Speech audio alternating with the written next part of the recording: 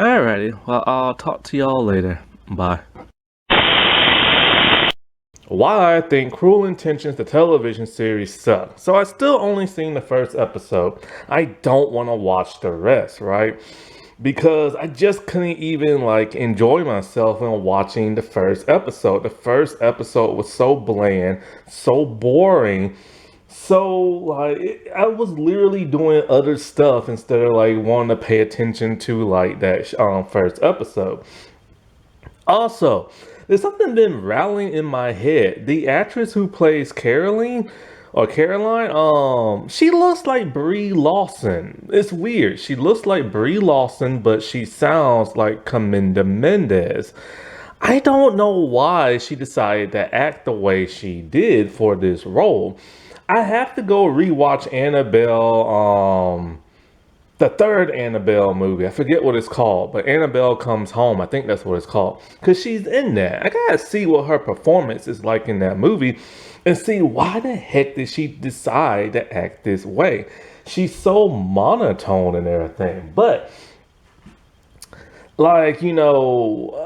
I just can't get past that first episode. And I've been watching a couple of reviews on this show, and nobody seems to like this show.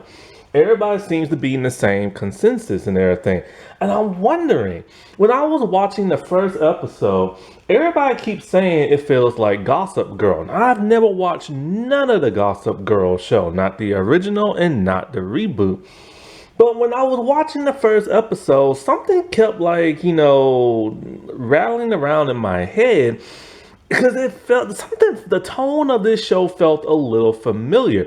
I'm just like, what is it? And I kept thinking in my head, I Know What You Did Last Summer, the television series. And I'm just like, why does that keep rattling around in my head? It's maybe because this is the second Amazon show based on a movie that just sucks and everything, right? So I did some digging and I went to both Wikipedia pages and now I know why this show sucks. Sara Goodman. Oh. She worked on both shows. She was the creator of I Know What You Did Last Summer, the television series, and she also wrote and helped develop this show, the Cruel Intentions one. Now I get it. And so I started looking at the people who was writing the episode. She brought over a couple of her team members from I Know What You Did Last Summer, the television series, on over to Cruel Intentions. This makes perfect sense. This makes all the perfect sense now. I hated I Know What You Did Last Summer, the television series. It was a horrible adaptation of the movie and everything. And she kept throwing in all these weird twists and turns and plot devices and plot holes and a cult and everything else. And I'm just kind of that is not what I Know What You Did Last Summer is about and everything. And how can you have a plot hole and stuff that don't make sense in your own show? Then I'm watching the first episode of this and I'm just kind of there's just something wrong about this. It's just something wrong about it. Why has Amazon hired this woman for a second time is beyond me. They should have learned their lesson with I Know What You Did Last Summer. It was so horrible it did not get renewed for a second season. That should have told them something. And I Know What You Did Last Summer, the television series, is probably one of the first times I've ever ranted on my channel, because I tried my best not to rant. I will complain and I will dish dirt on celebrities and stuff like that. And that's the only time I really rant. But I try my best not to rant, you know what I'm saying? But I couldn't with that show, man. That show was such a disappointment. And now a second show she has done has been a disappointment. I don't understand this crap. If you know somebody isn't good enough to develop a show and write a show and adapt a movie that's very famous, why are you gonna hire that person for a second time? Like, Cruel Intentions feels so soulless and everything. There's no real depth, there's no real intrigue. Like, everything just feels wrong about that show, and so many people in the show are miscast. And I hate saying that about the stars who did it, because they probably tried their best, and a lot of them are new at it, but it just wasn't working. You know what I'm saying? Like, this is one of those things where people were miscast. And